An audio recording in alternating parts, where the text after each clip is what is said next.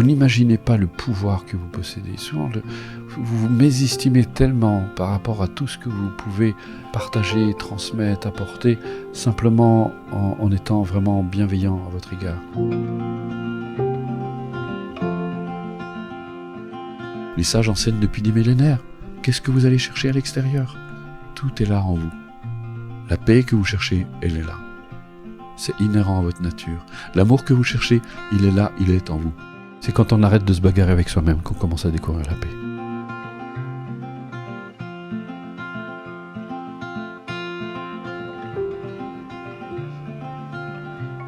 Et à force de pratique, d'ouverture, de commencer à assouplir votre esprit, puis commencez vraiment à vous faire confiance, commencez à être un peu plus doux avec vous-même.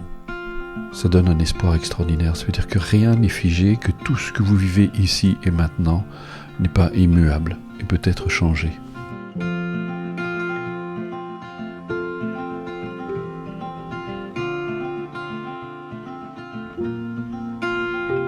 Tous les jours, la méditation, qu'est-ce que je peux mettre aujourd'hui dans ma vie?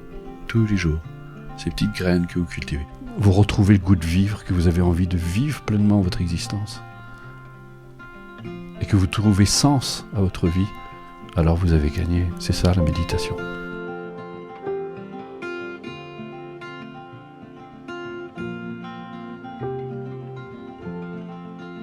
Finalement, ce bonheur auquel vous aspirez, c'est si simple. Et quand vous le vivez après, vous ne voulez plus rien d'autre. Et c'est le bonheur dans lequel vous baignez, parce que c'est vous qui l'avez créé. C'est vous qui avez amené ça tous les jours. Les graines de la bienveillance, de l'amour, du respect, et surtout, ce ne sera jamais parfait.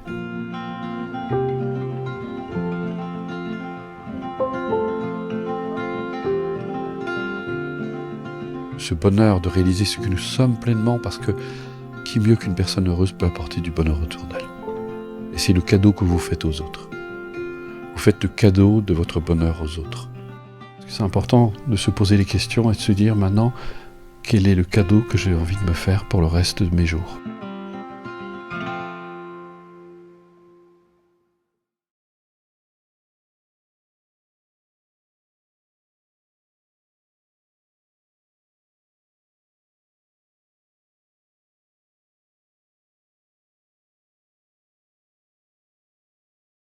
Bonsoir à tous. Bonsoir. Eh bien, ravi. Eh bien, dis donc, vous êtes nombreux ce soir. Merci d'être là, merci d'être présent. Alors, attendez, je vais juste redresser un tout petit peu l'écran. Voilà, comme ça. Voilà, j'espère que vous allez bien. Alors, j'ai demandé à Nathalie qui est à côté de moi, je vais faire les présentations. Si vous avez, je vais commencer par répondre à des questions. Comme ça va alimenter la conférence. Alors, ceux qui ne me connaissent pas, vous venez de voir une bande-annonce. J'étais en train de l'écouter et je me disais, mais finalement, j'ai fait la conférence maintenant, donc je peux y aller. Bon, c'est une plaisanterie. Alors, je vous présente Nathalie, qui fait partie de Ressources Actualisation, qui est indépendante. Elle a un programme qui s'appelle le programme Douceur. Elle intervient, elle est référente aussi dans les stages pour la cuisine. Et puis aussi, elle fait partie de Planète Altruiste, où elle a un rôle extrêmement important. Et entre autres, elle s'occupe du pôle cuisine altruiste. Elle va m'aider pendant cette conférence parce que je ne peux pas voir vos questions dans le chat. Donc elle accepte d'intervenir pour m'aider et lire les questions. Alors j'en profite parce qu'on a de temps en temps les personnes qui ne comprennent pas que Nathalie n'intervient pas pendant les conférences. Ce sont les web conférences de Bruno, mais ce n'est pas seulement pour ça. C'est qu'elle est là pour m'aider, elle me donne un coup de main, et je tiens à rassurer notamment les femmes qui ont le sentiment que Nathalie est juste là, plantée à côté de moi. Il y en a même qui ont dit qu'elle avait l'air d'une plante verte. Ouais, c'est une très belle plante verte en tout cas. Mais elle a son activité, moi je n'interviens pas et je lui donne des coups de main aussi quand c'est elle qui intervient. C'est pareil, moi, je me fais discret, j'interviens juste ce qu'il faut et Nathalie en tout cas elle est là présente. Voilà, donc je vais lui laisser dire un mot. Malgré tout, Je suis ravie d'être avec vous ce soir. Même si je ne dis pas grand-chose, c'est toujours un plaisir d'accompagner Bruno. Voilà. Donc, en tout cas, nous sommes ravis de passer cette soirée avec vous. J'espère qu'elle sera édifiante, que je pourrai vous éclairer. Je vous ai préparé quelques petites choses aussi concernant le sujet de ce soir. Ça a l'air de vous tenir à cœur, les relations. Ben, évidemment, nous sommes des êtres sociaux. Nous partageons avec les autres. Nous sommes constamment en fait en relation avec les autres. Alors il y a des relations de proximité, il y a des relations qui sont un peu comme avec nous, parfois nos voisins, qui peuvent être sympathiques ou moins ou pas, avec nos collaborateurs, etc. On va voir comment faire justement, c'est l'objectif, faire de toutes ces relations, quelles qu'elles soient, justement, une source de bonheur et de réalisation. Je vais pas, c'est pas une conférence sur le couple, c'est pas mon objectif parce que dans les relations, vous savez, une relation c'est quelque chose d'extrêmement complexe, on va le voir d'ailleurs, où il y a un jeu de relations, de projection. Je ne vais pas résoudre vos difficultés avec les personnes qui vous entourent. Je vais vous donner des pistes qui vont pouvoir vous aider justement à tirer bénéfice de cette relation et comment faire pour l'orienter vers quelque chose de plus heureux, de plus harmonieux. C'est après à vous de mettre en application. Je vous parlerai aussi d'une méthode qui peut justement vous aider. Avant, souvent, on me reprochait d'attendre la fin pour le dire, mais je vous en parlerai justement parce que c'est vraiment un outil extraordinaire. Vous allez voir, justement, c'est un ami, cette méthode, qui va vraiment vous rendre des services inestimables. Je vous ferai même un cadeau à la fin, parce que je le fais à chaque fois, à chaque conférence, parce que ça me fait plaisir. J'ai vraiment à cœur de faire en sorte que toutes les personnes bénéficient de ces démarches qui souvent ne sont pas toujours très accessibles. Et je tiens à préciser aussi c'est que nous sommes aussi une association humanitaire, c'est-à-dire que toutes les activités que nous faisons dans Ressources Actualisation, que ce soit les cours, que ce soit les stages, que ce soit les livres, que ce soit parce qu'on a sorti un jeu de cartes, enfin j'ai sorti un jeu de cartes il n'y a pas très longtemps, eh bien tout cela bénéficie à notre association humanitaire qu'on essaie justement et d'entraide. Voilà. Donc c'est pour que vous le sachiez et qu'il n'y ait pas de malentendu de ce point de vue-là, parce que là aussi, on a de temps en temps. Mais c'est vrai qu'on rejoint l'équipe aussi, puisque Loïc, on n'a pas mentionné Loïc. Voilà, et Loïc qui est derrière, mais il intervient de temps en temps. D'ailleurs, il y a eu, si vous avez l'occasion, surtout pour ceux qui nous découvrent pour la première fois, j'organise aussi et j'anime des méditations collectives tous les dimanches matins, et vraiment, je vous invite à venir, ça vaut la peine. Je sais qu'il y en a qui étaient là ce matin, et de temps en temps, maintenant, il y a quelque chose de nouveau. L'équipe est intervenue il y a 15 jours, 3 semaines, 15 jours, 3 semaines. Et voilà, donc de temps en temps, je leur cède la place et ils interviennent. Vous pouvez rencontrer justement Loïc, Jean-Baptiste, qui fait partie aussi de Planète Altruiste. Donc vous pourrez voir toute l'équipe. Voilà, eh bien écoutez, on va commencer. Est-ce qu'il y a déjà des questions ? Oui, des questions ont été posées. Alors, c'est Cyril Sandra. Oui. Comment réussir à faire partager aux autres notre façon de penser, de voir les choses ? Alors, il y a deux choses. Tout dépend derrière, qu'est-ce qu'il y a comme motivation. Parce que, je sais par expérience, et puis parce qu'on me le communique régulièrement, que quand on entre dans une démarche et on commence à avoir une certaine appréciation de la réalité qui peut être un petit peu différente, et que les autres ne comprennent peut-être pas, on peut avoir tendance et avoir peut-être cette maladresse aussi de vouloir que les autres pensent comme nous. C'est très difficile en fait, c'est même, je dirais, pratiquement impossible dans le sens où on risque de braquer les gens. Si notre manière de faire, notre manière de penser, notre manière d'agir aussi nous est bénéfique, je pense que la meilleure chose à faire, c'est tout simplement de rester soi-même et en se disant que ça va finir par donner envie. C'est un peu comme... Voilà, si vous partez en pique-nique avec quelqu'un et puis vous avez quelque chose, vous êtes quelqu'un d'assez raffiné au niveau culinaire et c'est très bon, puis vous faites goûter aux personnes qui sont là, chacun partage, et les autres se disent « Ah, mais c'est vraiment bon !» et ils ont envie de savoir comment vous faites. Et je pense que c'est vraiment la meilleure façon d'inviter les autres, de surtout pas essayer de les changer, de surtout pas essayer... on a tendance à le faire, mais c'est assez maladroit parce que il faut plutôt laisser venir. Il y a une psychanalyste qui disait un jour, alors l'image est un peu grossière, mais elle disait ne soyez pas des bulldozers, soyez plutôt des pompes aspirantes. Bon, je sais, c'est un peu... mais c'est une idée, ou plutôt soyez des sources d'inspiration pour les autres. Et les autres vont aller vers vous naturellement, ils auront envie de comprendre, de savoir. Puis vous, chaque fois qu'ils seront ouverts, ben, vous pouvez partager avec eux quand c'est le moment. Il faut juste choisir le moment où la personne est disponible pour entendre ou recevoir ce que vous avez à dire. Autre chose? Oui, Karen, je n'arrive plus à me situer dans ma relation de couple. Pouvez-vous me conseiller? Oui, c'est toujours par rapport dans la relation, et on va le voir, c'est très important, c'est qu'est-ce que vous voulez? Quelle est la relation que vous voulez avoir avec l'autre? Mettez de côté pendant un moment, et ça c'est vraiment une démarche que vous devez tous faire d'ailleurs dans vos relations. Mettez pour l'instant, surtout si elle n'est pas très satisfaisante, mettez de côté votre relation pendant un moment et reprenez, j'ai envie de dire, reprenez au début.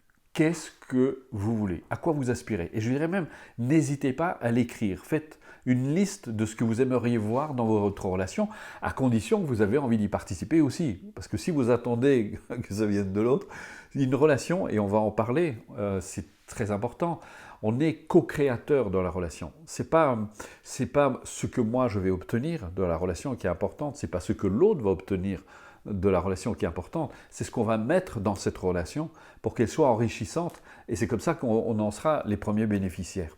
Donc il y a une notion j'aime bien cette notion de co-création dans la relation. Et si on prend soin de ça, mais d'abord, la première chose, c'est définir qu'est-ce que je veux. Quel est le genre de relation que je veux avoir? Quel est le genre de personne avec qui j'aimerais être? Et ça, c'est vraiment très important. Et puis d'identifier aussi vos besoins. Quels sont vos réels besoins dans une relation? Qu'est-ce que vous avez envie de partager avec l'autre? Donc, pendant un moment, acceptez de mettre de côté votre relation, même si elle ne correspond pas, et commencez à noter. Et de voir, d'une part, si la relation que vous avez, et si elle a le potentiel de vous apporter cela, et parce qu'il ne faut pas tout jeter, hein, vous n'êtes pas obligé non plus de demander à votre conjoint de partir. Peut-être qu'il est prêt à le faire, peut-être qu'on ne s'y prend pas toujours très bien, on n'a pas la meilleure façon de communiquer, c'est complexe une relation. La seule chose que je pourrais dire, et c'est ce que Mathieu Ricard avait dit lui-même, il disait, lorsque la somme des souffrances et des déplaisirs qu'on a à être ensemble supplante la somme des plaisirs et du bonheur qu'on a à être ensemble, eh bien il faut arrêter. Parce qu'à ce moment-là, la relation n'est plus très équilibrée, elle n'est plus très heureuse ni pour l'un ni pour l'autre, même si on a du mal à se séparer. Mais parfois, c'est vrai que c'est douloureux et on remet parce que derrière, forcément, il y a des peurs. Il y a la peur d'être seul, il y a la peur d'être abandonné, il y a peur de qu'est-ce que je vais faire sans l'autre, etc. Donc, et là, on est dans des relations dépendantes et c'est rarement heureux. Alors, Heidi, bonsoir. Ayant un caractère solitaire, comment ne pas ressentir le rejet de ses collègues qui sont eux plus blabla, donc pas comme eux, mais difficile de ne pas se sentir accepté. Il faut que tu trouves une forme d'autosuffisante, c'est-à-dire que, en fait, quelque part, il semble que par ton attitude, je me permets de vous tutoyer, hein, je ne vous connais pas, mais bon, c'est un peu mon habitude, il faut que tu arrives à... Il semblerait que toi-même, tu as du mal avec ton propre caractère solitaire, justement. Parce que je répète souvent, si on ne se sent pas accepté par les autres, il faut se demander si nous-mêmes on s'accepte réellement, totalement, pleinement. Je ne parle pas d'une reconnaissance superficielle, je parle d'une reconnaissance vraiment authentique, sincère, et de s'accepter tel que l'on est, de s'aimer tel que l'on est, ça va même plus loin, effectivement, ça va vraiment d'apprendre à s'aimer et se respecter soi-même. Et de fait, on va voir à quel point le rapport qu'on a avec soi-même, en fait, va avoir une influence considérable sur le rapport avec les autres. Et quand on a... moi, je suis quelqu'un qui aime la vie en société, Mais néanmoins, je suis quelqu'un qui aime beaucoup la solitude, qui aime bien la tranquillité, qui aime bien, parce que je me reconstruis, je récupère mes forces aussi dans ces moments-là. Et je suis quelqu'un qui parle très peu, parce que j'en éprouve pas la nécessité, je n'aime pas trop parler pour ne rien dire. Et moi non plus, je fais rarement du blabla, c'est pas trop ma tasse de thé. Mais néanmoins, c'est aussi, je crée l'environnement, les circonstances pour, justement, je peux comprendre que certaines personnes peuvent être mal à l'aise avec le silence, avec le fait d'avoir cette attitude. Mais plus vous êtes à l'aise avec vous-même, avec ça, quelque part, les gens le sentent et ils ne vous imposent plus. Et puis il ne faut pas avoir peur d'être abandonné. Les autres sont toujours là. De temps en temps, vous pouvez aller vers eux aussi, faire ce petit effort d'aller vers eux, d'échanger un petit peu, même des banalités, et puis de revenir à votre tranquillité. Pourquoi ne pas leur dire justement que vous êtes quelqu'un qui aime plutôt la tranquillité, qui n'aime pas trop bavarder, et puis, mais il y a toute une façon de le faire et qui fera que peut-être que les choses iront mieux dans ce type de relation. Alors, Delphes, bonsoir, j'ai l'impression que mon bonheur, ma joie de vivre, rend les gens jaloux autour de moi. Pas toujours heureusement, mais j'ai pu remarquer cela. Alors, ma question, pourquoi ça te gêne? Tu ne peux pas éviter les gens d'avoir des réactions. Tu ne peux pas éviter que les gens éprouvent de la jalousie, éprouvent est-ce que tu voudrais que tout le monde soit d'accord avec toi? C'est plutôt la question que tu devrais te poser. C'est normal. Moi, même dans ma position comment dire, d'homme public, je reçois régulièrement des remarques qui ne sont pas toujours très heureuses. Mais je vois bien qu'effectivement, c'est de la jalousie, mais qu'importe, ça ne m'empêche pas d'avoir, je dirais même une forme de tendresse à l'égard de ces personnes, parce que à ce moment-là, on peut leur souhaiter de réaliser finalement la même chose. Si tu es heureux, bien la jalousie des autres ne devrait pas t'affecter. Théanie, bonjour, je suis pleine de bonnes intentions, mais au travail, certains disent que j'ai des propos méprisants ou dénigrants. Je ne sais pas comment faire car je suis trop enthousiaste ou trop impatiente. Alors c'est toujours intéressant d'écouter ce que disent les autres.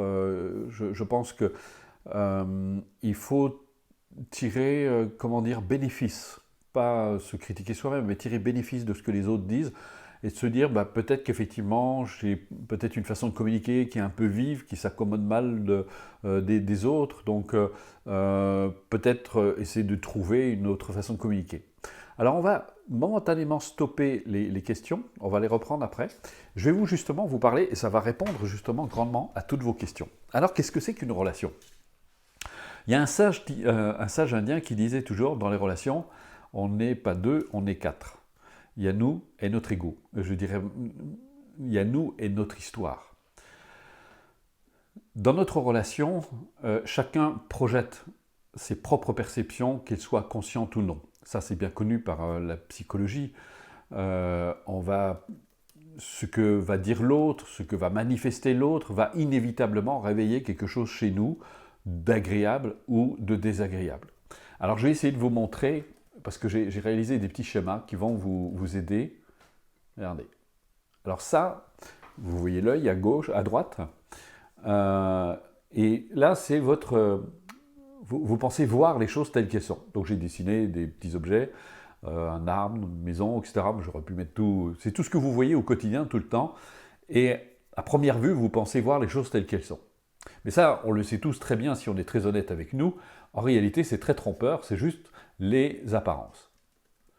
Maintenant, en fait, entre nous et la réalité, il y a une espèce de filtre. Et moi, j'ai mis des nuages. Alors des fois, les nuages sont très épais, des fois, ils sont plus clairs. Et ça déforme un peu la vision qu'on a. C'est comme une espèce de filtre, c'est le mental en fait, qui... ce sont nos représentations mentales. Par exemple, si vous avez tous une certaine représentation, soit de l'homme ou de la femme, de l'enfant, de l'adolescence, vous avez un rapport particulier avec l'argent, etc. Et tout ça est influencé par la représentation mentale que vous avez, mais qui n'est pas toujours forcément consciente. Donc, on va aller un petit peu plus loin maintenant. Alors des fois, il y en a un peu plus, comme vous voyez, beaucoup plus de nuages. Maintenant, on va essayer, dans notre relation à l'autre, regardez ce que ça donne. Voilà. Donc chacun, en fait, projette. Vous avez une certaine perception de l'autre, et l'autre, il a une certaine perception qui est, on va dire, influencée par son histoire, par sa représentation mentale, par les idées qui s'est construites tout au long de son existence. Donc il y a cette espèce de filtre qui nous empêche vraiment de voir, et même, je dirais plus loin, de rencontrer l'autre. C'était un sage qui disait « Nous avons plus souvent des relations que des rencontres ».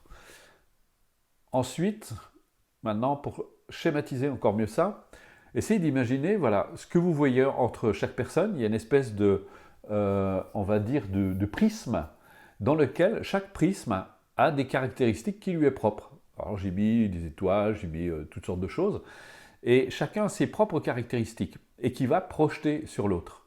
Et parfois, il va avoir l'impression de voir ça chez l'autre. Et ça vous est certainement arrivé, le sentiment que la personne vous dit des choses sur vous, mais vous sentez au fond de vous que ça ne correspond pas, il y a quelque chose qui ne colle pas. Et vous dites non, la personne se trompe, elle se trompe dans son appréciation. Et puis de temps en temps, ça fait résonance. Et l'autre fait la même chose. Maintenant, alors on va imaginer que par une démarche de réalisation personnelle, on va nettoyer ce prisme, ce filtre. Voilà. Et là, par exemple, imaginons que vous êtes à droite, vous avez entrepris une démarche de réalisation personnelle, vous commencez à entreprendre la méditation, etc., pour y voir plus clair, vous commencez à avoir une vue plus claire, vous vous débarrassez de vos propres projections personnelles. Alors, dans la réalité, ce n'est pas aussi absolu que ça, mais néanmoins, il y a une sorte de nettoyage en quelque sorte, où vous projetez de moins en moins parce que vous réalisez, vous prenez de plus en plus conscience de l'influence justement de vos représentations mentales. D'abord, elles deviennent beaucoup plus conscientes et donc vous arrivez à vous en libérer et vous arrivez à mieux voir l'autre tel qu'il est. Et donc vous acceptez mieux finalement les autres. Et vous vous sentez mieux, puisque la caractéristique de tout ça, c'est que vous vous sentez plus heureux, plus à l'aise, plus ouvert, plus tourné vers l'autre. Et l'autre continue à projeter. Mais vous, ça vous affecte, ça ne vous affecte plus du tout. Et c'est aussi ça, je reviens juste volontairement en arrière, parfois, on crée des atomes crochus. Par exemple, une personne qui souffre, qui a une névrose d'abandon, qui a peur d'être abandonnée, elle ne va pas rencontrer quelqu'un de libre. Donc elle va forcément rencontrer, dans ce jeu parfois très inconscient, elle va rencontrer quelqu'un qui a aussi peur d'être abandonné. Et ça va se caractériser par exemple par un homme très protecteur et une femme un peu soumise. Et alors pendant un certain temps, ça va marcher. Mais quand, imaginons que la femme entreprend une démarche de réalisation personnelle et qu'elle commence à se libérer, elle a de moins en moins peur, elle est de plus en plus à l'aise, et le mari perd son rôle protecteur. Des fois, c'est la femme qui est protectrice, ça arrive. Et il perd son rôle protecteur, et là, il se sent très mal, il se sent un petit peu déstabilisé.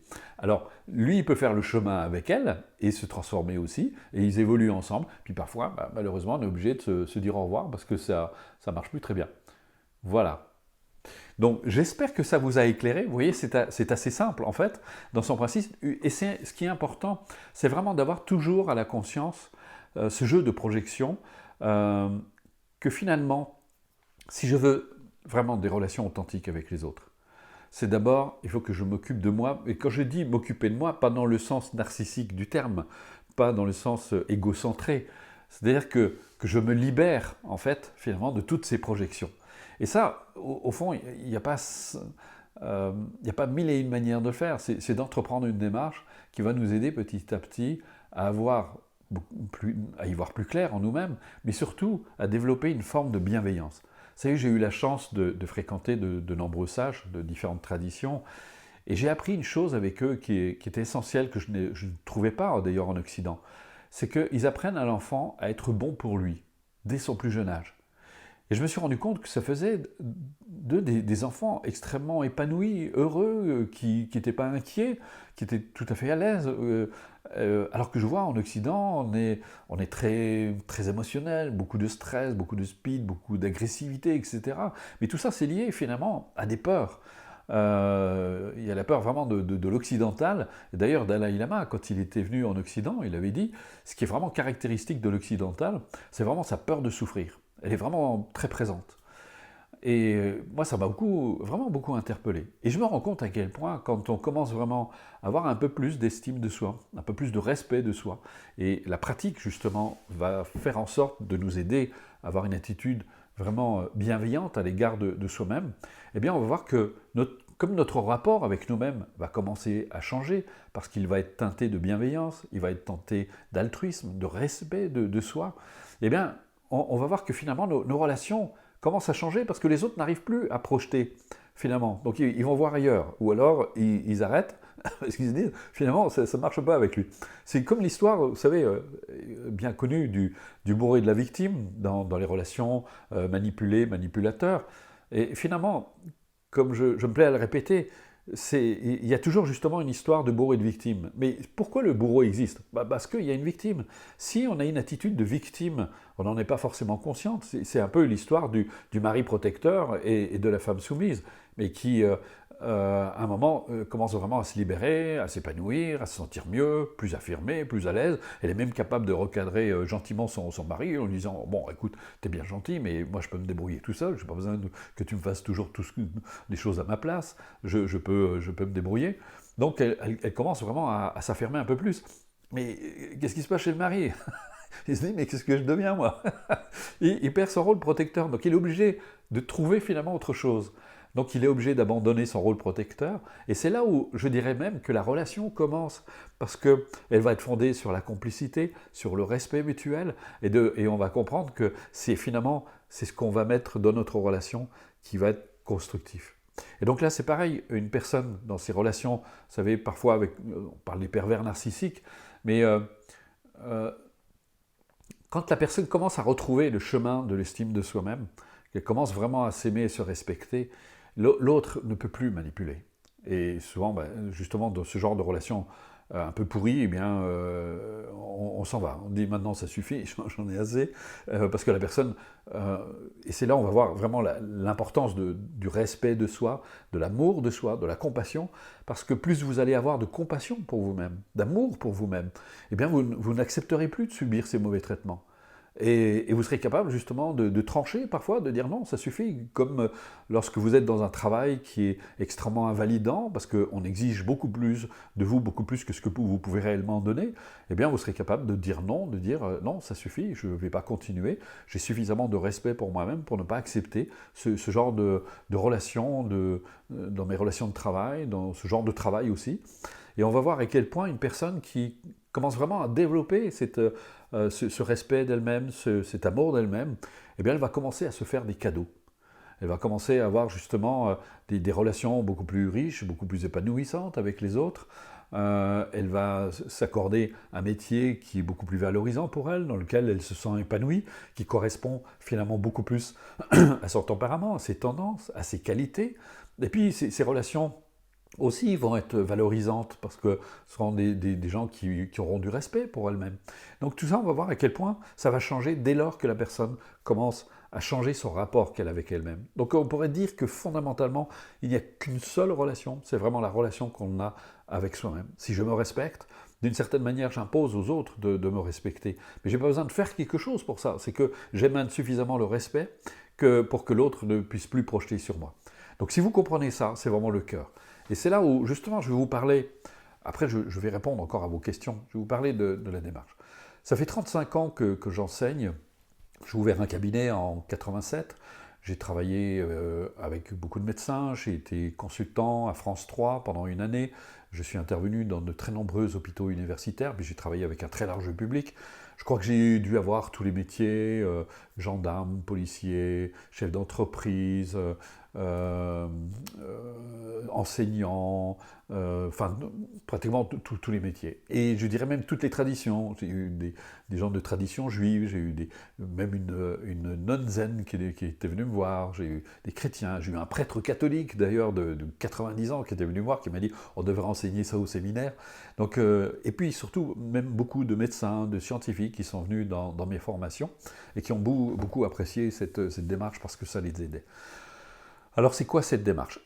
Vous avez 3 niveaux distincts. Le premier, justement, je dirais que c'est déjà, on commence vraiment déjà à s'occuper de soi, à se prendre en considération. Cette conscience qui était plutôt tournée vers l'extérieur, éparpillée vers l'extérieur, on va la tourner vers l'intérieur de nous-mêmes et on va commencer à faire connaissance avec soi. Et pour ça, on va utiliser une faculté qu'on possède tous, c'est l'attention. Alors aujourd'hui, on parle de pleine conscience, de MBSR, parce que c'est vrai qu'on est dans une culture où on aime bien les mots. D'ailleurs, ça fait bien souvent les gens quand ils viennent me voir. Moi, je pratique le MBSR.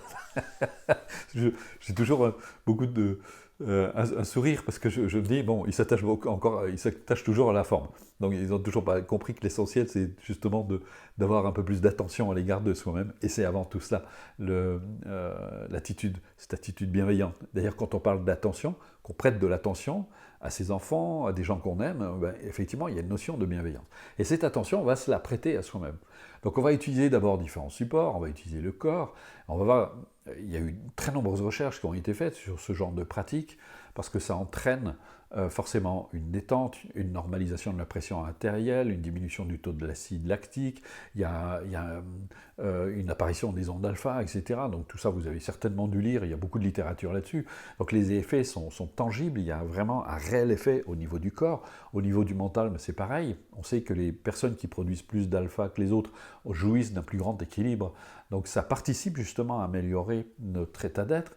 Et donc la pratique, on va utiliser justement différents supports. Pendant 7 semaines, on va approfondir pour acquérir cette stabilité de la conscience qui a plutôt tendance à se perdre justement dans les pensées, à suivre les pensées et les émotions dans lesquelles on se perd habituellement. Donc ça va nous aider à être vraiment davantage là. Être là, présent, ancré. Alors j'aime pas trop le mot présent parce que c'est un peu galvaudé.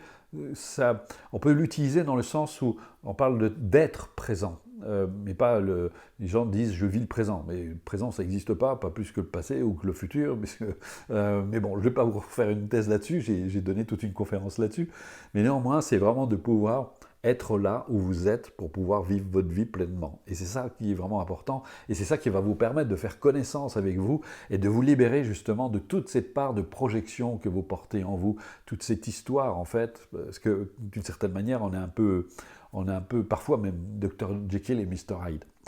Et vous allez vraiment créer une relation avec vous-même qui va être beaucoup plus heureuse, beaucoup plus saine, beaucoup plus respectueuse à l'égard de vous-même.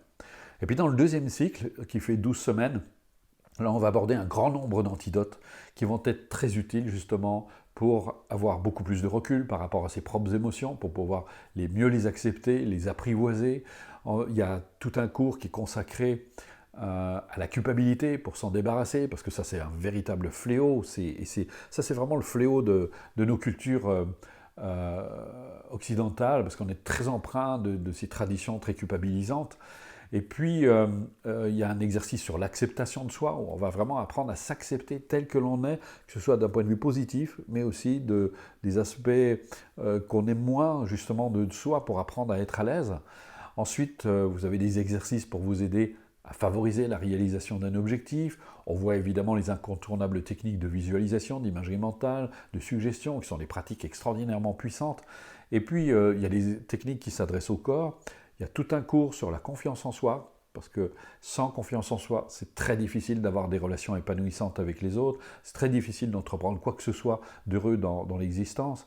Il y a un exercice pour renforcer la motivation, parce que la motivation, forcément, c'est le moteur de nos actions. Sans une motivation forte, on ne va pas très loin et on finit très vite par s'essouffler.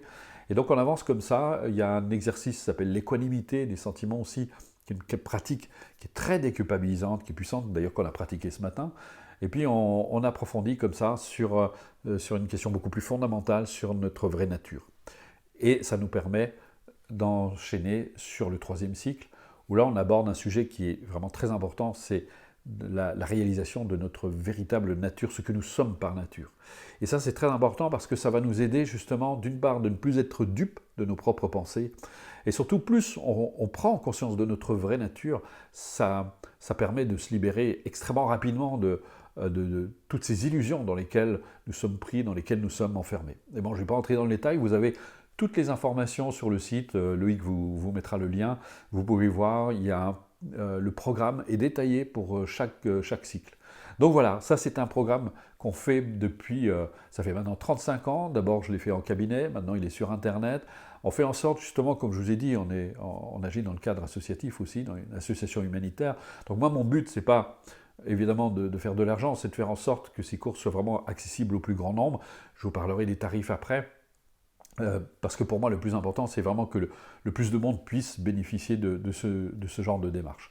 Alors, on va y revenir, et justement, je vous ferai un petit cadeau si ça vous intéresse, mais en tout cas, sachez que c'est vraiment un ami qui va vous accompagner, qui sera là justement pour vous aider à trouver vraiment une attitude différent par rapport à vous-même, par rapport aux autres, à prendre de la hauteur, du recul qui est indispensable justement pour gérer ce genre de situation. Malheureusement, on est dans une culture où on a des carences énormes par rapport à ce genre de connaissances. Il n'y a pas d'école en fait quasiment, il y en a quelques-unes, mais souvent soit elles sont empreintes de, comment dire, elles sont enfermés dans une forme religieuse ou ésotérique, parfois bon, il y a des choses qui sont un petit peu perchées, il faut reconnaître, ou alors on sombre dans les pseudosciences, des choses un petit peu bizarres, parce que maintenant on se sert de tout, de la physique quantique, on met tout ça à toutes les sauces, donc ça manque un petit peu de sérieux et un petit peu de rigueur. Là vous verrez justement, c'est une méthode extrêmement structurée qui a, je vous dis, qui est enseignée depuis 1987, donc là vous avez quelque chose quand même qui, on peut dire, qui tient la route, en tout cas qui a fait son expérience, qui a largement fait ses preuves. Et puis il y a certainement des personnes qui sont là présentes, qui peuvent témoigner. Et Loïc vous mettra aussi une petite vidéo justement, où on a demandé aux gens s'ils étaient d'accord pour mettre un petit témoignage sur la méthode. Vous avez plein de vidéos de gens qui ont accepté de témoigner justement sur la démarche, même des scientifiques, même des... on a des scientifiques, on a des médecins, on a des coachs, on a vraiment des personnes vraiment dignes de sérieux, quoi, donc qui ont accepté de témoigner. Donc on va continuer vos questions, j'y réponds, on va en prendre quelques-unes, et puis après on reviendra sur la démarche. Il y en a pas mal, hein, les questions. Donc Dani, elle pose la question. Alors si j'y ai répondu, dans ma démonstration, on ne reviendra pas sur la question. Hein. Dani, donc cette conférence m'interpelle. Dans l'âge et en faisant un bilan de ma vie, je vais moins vers les autres car trop déçue. Je ne veux pas que des relations, mais des rencontres pour partager, échanger, ressentir. Quoi faire ? Là, ça revient à ce que je disais tout à l'heure, c'est vraiment fondamental. Prenez le temps de définir ce que vous voulez. Vous voyez, le problème dans notre vie, c'est que nous fonctionnons par défaut. C'est-à-dire que notre vie, comme disait Phineas Kimby, il disait « Votre vie n'est rien d'autre finalement que le reflet de vos propres pensées ». Le problème, c'est qu'on a très peu conscience de nos pensées. Et c'est ce que disait Jung d'ailleurs, quand il disait « Plus une pensée est ignorée par la conscience, plus elle a de chances de se transformer en destin ». Et c'est ce qui nous arrive finalement. Ce qui nous arrive est en étroit rapport avec justement ces représentations mentales dont j'ai parlé tout à l'heure, et qui va faire que on va être avec tel ou tel type de personne, tel métier, etc. Parce qu'une personne qui a peu d'estime d'elle-même aura du mal de s'accorder un métier valorisant. Elle va se dire je ne mérite pas, et elle aura du mal de se faire des cadeaux. Donc vraiment la première chose, justement pour sortir justement de ce mode de fonctionnement par défaut, c'est vraiment de définir clairement qu'est-ce que tu veux. Quel est le type de relation que je veux et commencer à le faire exister. Et de noter, c'est-à-dire qu'on passe à un niveau conscient. Jusqu'à maintenant, c'était de manière très inconsciente, on rencontrait un petit peu au petit bonheur la chance, les rangs, de temps en temps, oui, ça y est, j'ai des affinités avec cette personne, mais on se rend compte qu'il ne suffit pas d'avoir des affinités, de se sentir attiré sur le moment. La relation, c'est tout ce qu'on va faire ensuite, ensemble. Donc ça, c'est encore autre chose. Donc c'est là où c'est important vraiment de clarifier ce qu'on veut. Et ensuite, alors grâce à la pratique, c'est justement de faire exister davantage, de lui donner plus de puissance. Et on va voir justement, c'est extraordinaire ce qui peut se passer. Dalai Lama le disait lui-même, et je peux confirmer la même chose, c'est l'amour, la compassion ont mis de la magie dans ma vie. et c'est vrai. Martine, comment faire confiance quand on a été beaucoup trahi? C'est pas le problème, c'est pas une confiance à l'égard des autres, c'est avoir confiance en toi, en tes ressources, de reconnaître qui tu es, de reconnaître ta valeur. Je pense que, encore une fois, les autres correspondent. Il faut comprendre le fonctionnement. C'est ce que j'ai essayé de vous montrer. Je vais vous raconter une histoire. Je la raconte pratiquement à toutes les conférences parce qu'elle est édifiante. J'ai une amie qui est venue me voir, elle est psychologue de métier. Et puis, ça faisait des mois qu'elle briquait un poste de responsabilité et on lui refusait systématiquement. Et elle vient me voir, elle me dit, et puis elle m'expose son souci, elle me dit, écoute, ils ne veulent pas m'accorder ce poste de responsabilité. Et je lui dis, bah, c'est normal. Et elle ne s'attendait pas à une réponse pareille, donc elle s'est un petit peu fâchée. Je lui dis, oui, bon, si c'était pour me sortir ce genre de choses, je pensais que tu allais m'aider, mais je lui dis, j'essaie de te faire comprendre. Elle s'appelle Christelle, je lui dis, Christelle, les autres, tes supérieurs hiérarchiques ne peuvent pas te faire confiance parce que tu ne te fais pas confiance. C'est comme si tu brandissais un panneau au-dessus de ta tête sur lequel était marqué surtout ne me faites pas confiance puisque moi-même je ne me fais pas confiance. Comment les autres peuvent-ils nous accorder, nous faire confiance si nous sommes la première personne à ne pas nous accorder cette confiance? Donc ils sont cohérents par rapport à l'attitude qu'on a. Et j'ai vu son regard s'est illuminé, il s'est vraiment passé quelque chose, j'ai vu qu'elle a pigé un truc, et puis on est resté encore un petit peu ensemble, puis comme elle pratiquait la méthode, elle a approfondi, et j'ai appris, plusieurs mois plus tard, elle me dit, ça y est, j'ai mon poste de responsabilité, m'en fais confiance. Ben, je lui dis, c'est normal, parce que tu te fais confiance maintenant. Donc on va voir à quel point les autres, j'ai une amie qui le disait un peu plus durement, elle le dit, si les autres vous traitent comme une serpillière, c'est parce que vous vous comportez comme une serpillière. Donc, et c'est là on va voir vraiment à quel point c'est important. L'estime de soi, le respect de soi, l'amour de soi vont faire que les autres ne pourront plus agir de cette manière. Jordan, relations sociales et amicales. Je suis souvent déçue par des personnes qui sont pour moi des amis. Je m'investis plus qu'eux. Les gens sont-ils si individualistes, si égoïstes? Les gens agissent en cohérence avec ce qu'ils sont, avec leur perception, c'est très difficile d'avoir des attentes. C'est pour ça aussi, peut-être que c'est comme dans le choix de nos relations. Je vais dire le choix de nos collaborateurs. Si tu crées une entreprise, avec qui tu vas t'associer? Tu vas essayer de prendre des gens, d'abord, ça peut aider qui t'aiment bien, avec qui tu as des affinités, mais ça ne suffit pas. Des gens qui aiment ton projet, qui kiffent ton projet, qui l'aiment. Des gens qui ont le sens de l'engagement, qui aiment, qui ont vraiment envie de s'investir. Et puis tu vas prendre aussi des personnes qui ont certaines capacités, qui peuvent aller dans le sens de ton projet. Et là, tu as tous les ingrédients pour réussir. Eh bien, c'est pareil. Avec les autres, on ne peut pas attendre, ils ne peuvent pas nous donner ce dont ils n'ont pas conscience d'eux-mêmes, et puis leur niveau d'implication n'est pas le même que le nôtre, ils ne veulent peut-être pas toujours la même chose, etc. C'est là où c'est important, il faut sortir de ce dupe des relations, parce que souvent, dans des relations, on attend beaucoup des autres. On attend qu'ils soient conformes à nos désirs, à nos attentes, et donc forcément, on est déçu. Mais ça me rappelle d'ailleurs quand j'avais rencontré Shimon Rinpoche, avec qui j'ai passé 15 ans, et je lui avais présenté ma copine de l'époque, et puis il lui dit comme ça, je suis vraiment déçu des gens. Il lui dit, ben, c'est très bien. et il a beaucoup rigolé, parce qu'il dit, maintenant, comme ça, tu n'auras plus d'attente, et tu vas pouvoir mieux choisir justement tes relations. Alors, Sophie, je suis une sauveuse et attire donc toujours des conjoints ayant un passé lourd. Eh ben oui. Je donne tout de moi au point de m'oublier et je mets toujours un terme à la relation. On me dit d'être égoïste et de me recentrer sur moi, sur moi-même, mais comment procéder? Ah, tu as répondu, tu donnes la réponse, hein, tu es une sauveuse. Il faut arrêter de sauver. Parce que je pense que tu trouves une satisfaction à aider l'autre. Tu as l'impression que Je pense que ta difficulté, c'est que tu as le sentiment que tu ne peux pas être aimé autrement qu'en aidant les autres. Et c'est souvent le drame de beaucoup de gens qui ont un métier comme médecin, infirmière, etc. Et je vois dans leur relation, ils projettent la même chose et qu'ils sont toujours en train de vouloir aider, de vouloir sauver les autres. Ça, c'est pourri comme relation. Donc, il faut que tu commences à changer tes paramètres, j'ai envie de dire, et que tu te dises, maintenant, je vais me faire aimer pour ce que je suis. Donc, et là, c'est pareil. Note, qu'est-ce que tu veux? Quelle est la relation que tu veux?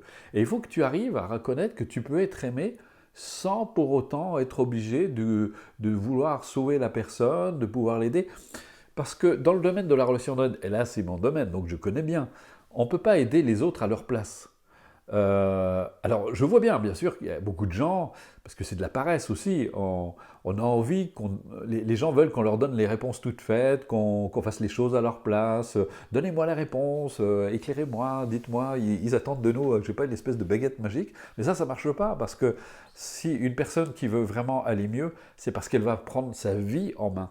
Elle va décider de se dire, maintenant j'en ai assez de tout ce bazar, parce que tout ce que j'ai essayé ça ne marche pas, donc maintenant je vais faire autrement, je prends vraiment ma vie en main, c'est moi qui suis responsable de mon bonheur. Je suis le seul responsable de mon bonheur, à condition justement, parce que mon bonheur est en étroit rapport avec ma manière de penser, d'agir et de m'exprimer. Donc si je peux commencer à faire quelque chose qui va dans ce sens, parce que je me plais à répéter, mais si vous continuez à penser, à agir, à vous exprimer comme vous l'avez toujours fait, vous ne pouvez pas espérer avoir des résultats différents de ceux que vous avez eu jusqu'à maintenant. Vous êtes bien d'accord avec ça? Ça souffre d'aucune discussion. Donc maintenant, si vous acceptez de vous dire, bon maintenant je vais peut-être changer ma manière de penser, d'agir, de m'exprimer, pour avoir des résultats différents. Mais maintenant, qu'est-ce que je fais? C'est là où on passe justement à quelque chose de concret, comme entreprendre une démarche, ou faire des choses qui vont m'aider à être un peu plus conscient de ma manière de penser, et de voir comment justement je peux infléchir mon esprit dans le sens du bonheur auquel j'aspire. Voilà, j'espère avoir répondu à la question. Michel, j'ai l'impression que l'autre n'existe pas vraiment, qu'il n'est qu'une projection de mon propre esprit, car dans l'unité, il n'y a pas réellement de relation, mais une réflexion holographique de la conscience sur elle-même. As-tu la même vision? Oh, aurais-tu lu beaucoup de livres sur le sujet? L'autre existe en tant qu'individu, à part entière, et entièrement à part d'ailleurs. C'est pour ça que j'ai écrit un livre, Quand la vague réalise quel est l'océan. On peut dire que nous sommes tous des vagues sur l'océan, avec, on peut dire, une certaine partie de notre individualité, et aussi nous sommes l'océan. Et quand on a conscience justement de ce que nous sommes par nature, ça change complètement nos rapports avec les autres, justement, qui va devenir un rapport fraternel, amical, vraiment fondé sur l'amour et la compassion. Mais tant qu'on n'a pas conscience de ça, c'est très difficile de l'appliquer. Et donc, je dirais que tout simplement, l'autre existe comme toi, finalement, parce que sinon, ça voudrait dire que je suis la seule personne à exister et qui est une représentation holographique de l'autre, etc. Mais on peut dire la même chose de l'autre, ce qu'il fait. Donc, oui, d'une certaine manière, l'autre n'existe pas. Et dans ce cas-là, moi non plus. Et ce que nous sommes en train de vivre est une grande illusion, mais ça, c'est encore une autre étape. Sinon, en attendant, on a deux relations. Quand mon voisin passe sa tondeuse à pas d'heure, je suis bien obligé de faire quelque chose pour qu'il arrête de me casser les pieds. Donc, il y a des choses réellement concrètes sur lesquelles je peux influencer. Pema, lorsque l'on médite et que l'on se sent plus ouvert, et que l'on a une démarche spirituelle, si on peut dire, comment être en couple si le compagnon n'a pas la même démarche? Ah, t'as pas choisi le bon.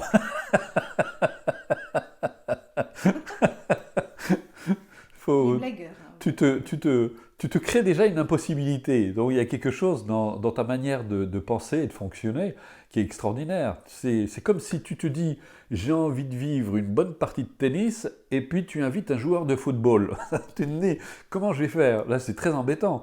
Donc si tu as une aspiration spirituelle et que tu rencontres quelqu'un, mais ça peut vouloir être aussi parce que j'ai découvert ça sur mon propre chemin, je trouvais ça extraordinaire, de rencontrer des gens qui finalement sont très terre à terre. C'est un bon moyen justement de ne pas perdre pied, parce qu'avec la spiritualité, des fois, on peut partir un peu voilà, dans des espèces de pensées, d'états un peu mystiques comme ça, et de complètement se perdre. Et l'autre, eh bien, par son côté assez concret, radé pâquerette, ben, il nous ramène là. Donc et comme disait Krishnamurti, l'autre, c'est un peu notre miroir. C'est peut-être la partie, je dirais, trop ordinaire que tu n'aimes pas de toi-même aussi. On pourrait l'interpréter en tout cas comme ça.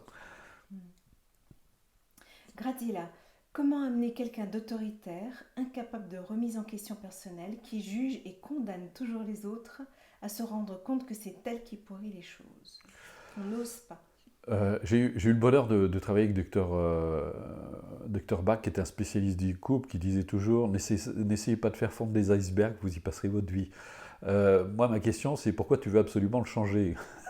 Quand il en aura marre de son mode de fonctionnement, il abandonnera. Mais alors, sauf si tu es son conjoint, là, c'est sûr que tu as un choix à faire.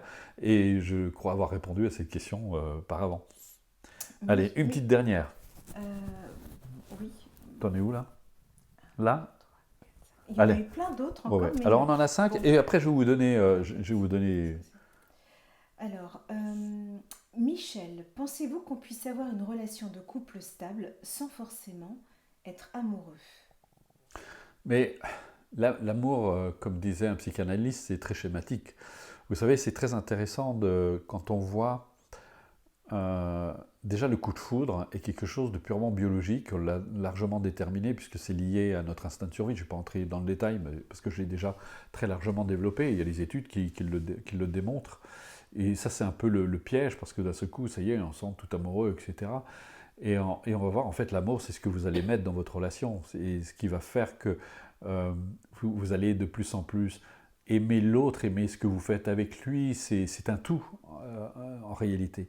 Et qui va vous faire apprécier aussi bien la présence de l'autre, ça va être teinté de tendresse, l'amour dans le sens, je dirais, romantique, comme disait Dalai Lama, je ne connais rien de plus à l'opposé que le roman, rien de plus éloigné de l'amour que le romantisme, parce qu'en fait, dans le romantisme, on n'aime pas l'autre, on aime l'image qu'on se fait de l'autre.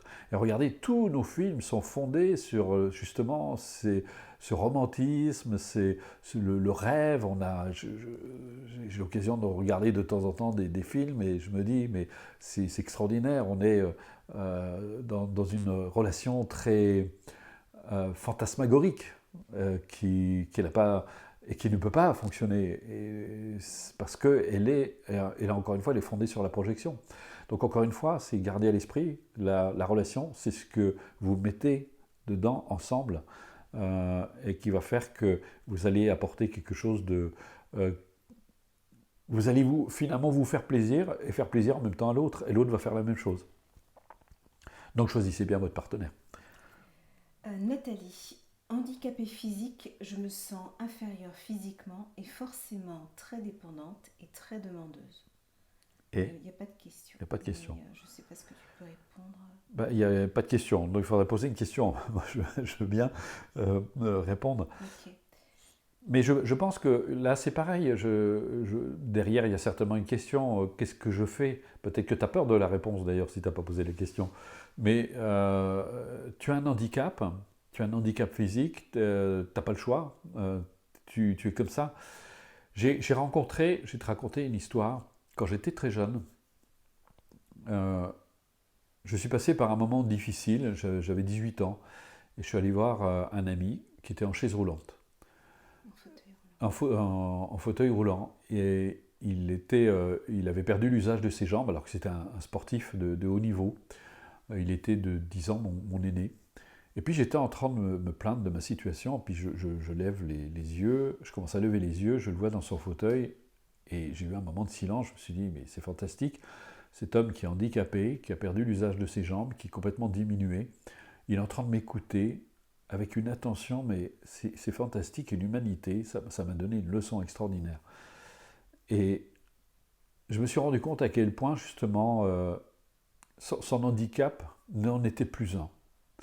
Et si tu as l'occasion de lire L'homme qui marchait dans sa tête de Patrick Segal, qui est un livre absolument magnifique, je ne sais pas s'il est encore édité, mais il est vraiment superbe, moi je l'ai lu, et il montrait à quel point justement le handicap est vraiment dans notre tête. Et que plus on... Là aussi c'est pareil, vraiment d'aimer ce que l'on est. Alors bien sûr le corps est blessé, le corps est limité, c'est un fait, mais on voit à quel point justement on est tellement attaché à notre corps que c'est Mathieu Ricard qui en parle dans ses livres d'un homme qui avait plus de bras ni de jambes, mais qui était d'un rayonnement absolument extraordinaire, qui jubilait, qui avait beaucoup d'humour, etc. Et c'est pour donner plein d'exemples comme ça qu'on peut trouver, et il y en a plein sur la planète de gens qui ont su bénéficier de leur handicap pour transformer, pour se transcender littéralement. Donc, et ça, tu peux tout à fait le faire aussi. Catherine, être une personne entière, est-ce pour vous quelque chose à tempérer? Non, mais c'est toujours par rapport à toi ce que tu veux. Je veux dire, tu peux être entière, c'est bien d'être entière, mais parfois il y a des personnes qui peuvent ne pas saisir ou comprendre ce tempérament. Il ne s'agit pas de te faire du mal avec ça, mais néanmoins, bon, de temps en temps, on peut avoir, comment dire, c'est comme quelqu'un qui est très vif, vous savez, si on lui met un bébé dans les mains, il va tempérer. Ses gestes. Il va devenir d'un seul coup volontairement plus doux parce que c'est pas approprié à l'enfant. Il risque de lui faire peur, de le brusquer, peut-être même de lui faire du mal. Et bien, selon les personnes avec qui tu es, eh bien, tu peux moduler aussi ton tempérament, non pas pour te soumettre, mais simplement parce que c'est approprié d'être ainsi. Donc voilà, je pense que j'ai répondu à la plupart des questions. Et oui, allez, une petite dernière. Laure, comment se comporter face à une personne fuyante en relation amoureuse? Et pourquoi tu as rencontré une personne fuyante? C'est le cadeau que tu te fais. Je crois que ma réponse, elle est là. C'est quel est le cadeau que tu as envie de te faire? Ensuite. La dernière, il y a eu d'autres questions, mais voilà, on termine là. Comment rebondir, lâcher prise sur ma relation avec mon ex-compagnon, avec qui j'ai un lien très fort? Je vais avoir 40 ans et je me pose des questions sur ma vie. Je ne suis pas sûr de comprendre la question. Donc, je ne sais pas si la relation... C'est un ex-compagnon, donc la oui, relation est finie. Donc la relation est finie, mais vous avez un bon lien ensemble. Ça dépend, qu'est-ce que vous avez envie de faire ensemble? Il faut simplement... À question floue, réponse floue, à question claire, réponse claire. Et je pense qu'il faut aussi, c'est souvent le problème de la plupart des gens, c'est qu'ils ne se posent pas les bonnes questions. Donc posez-vous les bonnes questions et vous aurez les bonnes réponses. Je vais revenir à cette démarche, justement, je pense qu'il peut vous aider. Maintenant, il n'y a pas d'obligation, parce que encore ils vont m'envoyer des mails, faites ça pour vendre votre méthode. Encore une fois, il n'y a aucune obligation, c'est une proposition que beaucoup de gens ont expérimenté, qui marche vraiment très très bien. Vous avez tout un suivi et vous verrez qu'en plus vous n'êtes pas seul, parce que dans cette démarche, on vous accompagne, on est là vraiment avec vous pendant tout le cursus. Si vous prenez les 3 cycles de la méthode, on va être là du début à la fin. On a même créé un groupe de soutien sur Facebook. Alors je sais qu'il y a des irréductibles, des gens qui sont fâchés avec Facebook. Si vous voulez en faire partie, vous créez un compte, vous n'êtes pas obligé de mettre des informations dessus, comme ça vous pouvez en faire partie, parce qu'on a des gens très rebelles qui disent « Ouais, moi je ne veux plus faire partie de Facebook, j'en fais... » Voilà. Bon, écoutez, si vous êtes fâché avec Facebook, ça vous regarde, mais on va pas se compliquer la vie. Donc je trouve que le groupe privé, ça protège la confidentialité en plus, donc nous on l'utilise, et en tout cas ça me permet d'intervenir régulièrement justement sur ce groupe pour vous aider dans votre accomplissement. Et puis, ça permet aux anciens de soutenir les nouveaux, vous de poser des questions régulièrement. L'équipe intervient aussi régulièrement sur ce groupe. Donc, il y a vraiment quelque chose de très chouette qui se passe.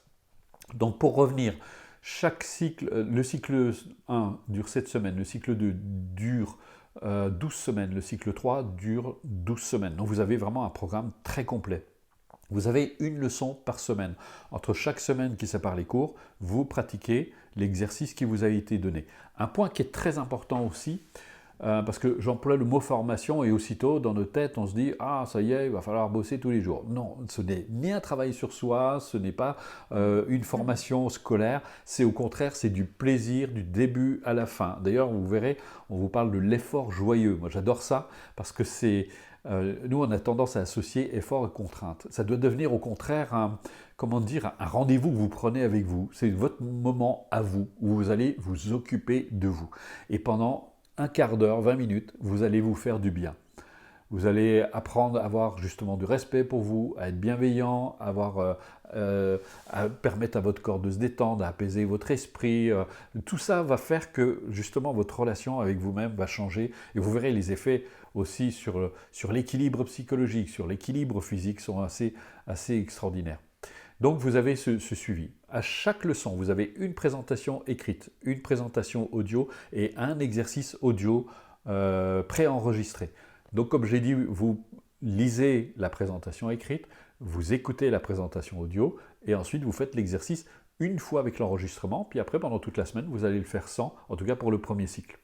Et la semaine suivante, on va aller un petit peu plus loin, et chaque fois un petit peu plus loin, et chaque fois un petit peu plus loin. Et chaque fois on approfondit. Et vous allez voir, et surtout, c'est que vous allez devenir autonome. Vous allez prendre vraiment votre vie en main. Et ce qui est intéressant, c'est que cette démarche, une fois que vous avez intégré toutes les pratiques, eh bien vous devenez complètement autonome et ça va vous servir, mais toute votre vie durant. Ça, c'est quand même le côté intéressant. L'autre aspect, c'est que si, par exemple, vous avez un peu l'impression d'avoir bâclé votre méthode et vous avez un sursaut de motivation, parce que peut-être que vous n'avez peut-être pas encore assez souffert, vous en faut peut-être une couche pour vous dire « bon, maintenant, je vais prendre ma vie en main ». Et puis, vous revenez un an après en disant bah, « écoutez, est-ce que je peux la refaire ?» Vous la refaites et vous ne payez rien. Vous ne payez rien parce que vous l'avez payé, vous ne la payez qu'une fois. Contrairement à si vous allez en cabinet, vous savez que si vous retournez voir votre relaxologue, votre sophrologue ou votre guide, peu importe comment vous l'appelez, vous repérez la séance. Et puisqu'on parle de tarifs, à la différence, quand vous allez voir justement un professionnel en cabinet, en général c'est entre 150 et 150 € à peu près la séance, parfois même 200 €. Donc vous voyez, pour une formation comme ça, sur Internet, des formations similaires sont aux alentours de 400 à 500 € par cycle.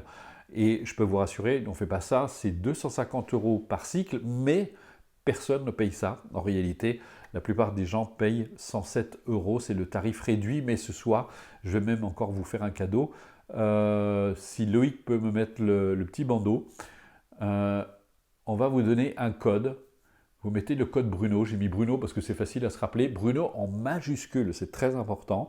Et si vous passez commande, vous allez avoir une réduction. Vous aurez chaque cycle à 87 €. Si vous prenez les 3 cycles, vous allez avoir des bonus. On le fait pour vous remercier parce que bon, quelqu'un qui fait les 3 cycles, ça veut dire que d'abord il nous fait confiance, donc on a envie de lui dire merci. Donc vous aurez le CD du mois pendant toute une année. Ce sont des extraits audio de séminaires que j'ai donnés. Vous avez un séminaire sur la confiance en soi, je crois qu'il y a 5 ou 6 heures de vidéos, donc c'est très complet.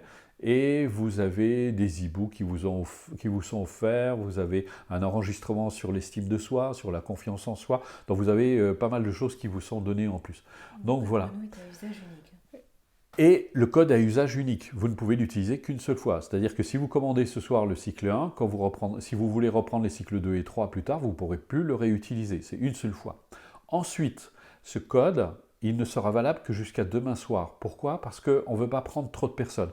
Nous, on doit gérer une grande quantité de mails. On veut quand même assurer le suivi, pouvoir répondre aux mails, vous accompagner. Donc, on va limiter le nombre d'inscriptions. Donc, le code restera valable jusqu'à demain soir. Je le rappelle, demain soir, le code sera désactivé. Donc, si vous voulez bénéficier de cette offre, eh bien, à vous d'en profiter jusque-là. Sinon, après, vous repérez le tarif normal qui reste relativement bas. Voilà. En tout cas, j'espère que j'ai pu vous aider dans cette recherche, dans vos relations, mais n'oubliez pas, si vous voulez vraiment une bonne relation avec les autres, vous devez prendre soin de la relation que vous avez avec vous-même. Qui mieux qu'une personne heureuse peut apporter du bonheur autour d'elle? Qui mieux qu'une personne détendue peut aider les autres à se détendre? Qui mieux qu'une personne qui se respecte peut respecter les autres et se faire respecter. Et qui mieux qu'une personne qui a confiance en elle peut donner confiance aux autres. C'est vraiment là que le secret. N'allez pas le chercher ailleurs, n'allez pas chercher la réponse à l'extérieur, elle est uniquement en vous. Et vous verrez que ça va vraiment beaucoup changer. Et là, je sais de quoi je parle. Je pense que Nathalie pourrait dire la même chose, et tous les gens de l'équipe, parce que vous êtes vraiment la source de votre bonheur, de votre réalisation. Donc prenez soin de vous, et c'est comme ça que vous arriverez à changer votre vie. Voilà, j'espère qu'on se retrouvera ou dans un stage ou dans un cours. En tout cas, c'est un vrai bonheur pour moi d'avoir pu vous transmettre ces informations. Et puis merci d'avance aussi parce que vous nous faites exister à travers toutes nos activités. Vous faites exister aussi Planète Altruiste, qui est notre association humanitaire. Donc vraiment, merci du fond du cœur.